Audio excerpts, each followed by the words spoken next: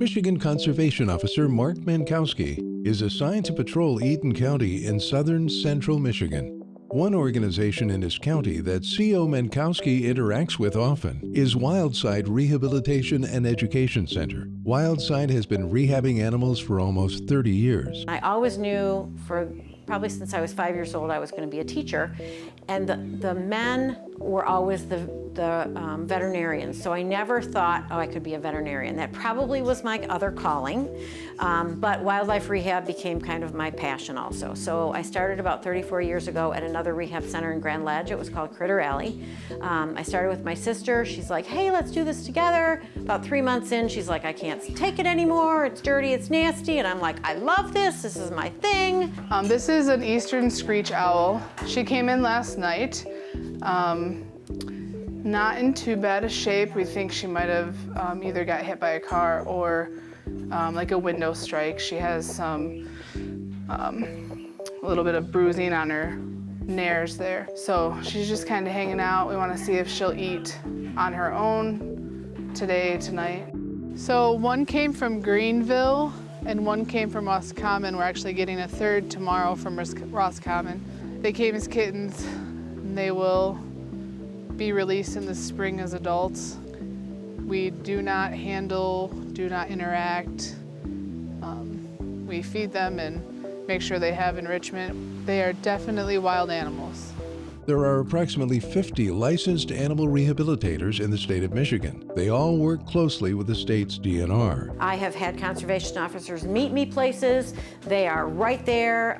They know when I say Louise from Wildside who that is, and that what we need is serious, and I wouldn't call them otherwise. I just think that the work that Wildside does and other rehabbers around the state and around the country, a lot of it probably goes unnoticed, but they do incredible work to help out, animals that got stuck in unfortunate situations or in the process of, maybe people doing illegal things and, doing bad things to animals, and they're there to hopefully give them a second chance. When I pick up the phone and I see anonymous, and I'm like, it's the DNR, because that's how it comes across.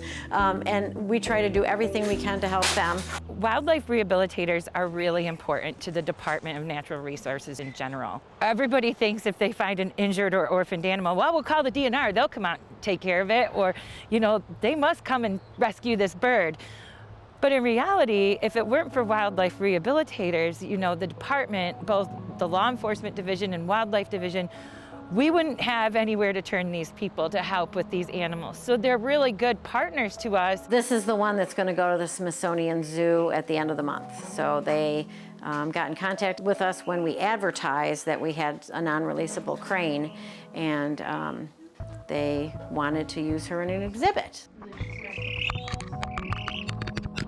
Animal rehabilitators usually start out by volunteering with another rehabber or at a veterinary clinic. They need to get experience interacting with wild animals. I could never do this on my own. No, I'm a full-time worker also. I'm a special ed teacher, and I started with only one volunteer, and obviously it has grown to 3,500 animals a year and 40 people that help us and thousands of volunteer hours. I really love it. I did not like, my first day was working with the birds mostly. They poop a lot and sometimes you have to get a scraper, and it's just a lot more dirty work than I was expecting. But in all honesty, I really enjoy it, maybe a little too much. I think it's just fun to, it's very fulfilling. I just go work in the mammal room now. The possums are my favorite. Just being able to do that is very fun, but definitely the dirtiness was the most shocking. Like many rehabilitators throughout the state, Wildside is a not-for-profit organization that relies heavily on donations as well as volunteers. Don't hesitate to reach out for donating food or anything that they might need. Just goes a really long way, because a lot of times they're working off a lot of grants and things like that. So any help is greatly encouraged. Getting an animal saved and actually keeping it alive feels so great, especially with the raptors. Once they fly off, once we get that release, it's just like, yes, they're gonna be good, they're gonna be fine, we got them to this point.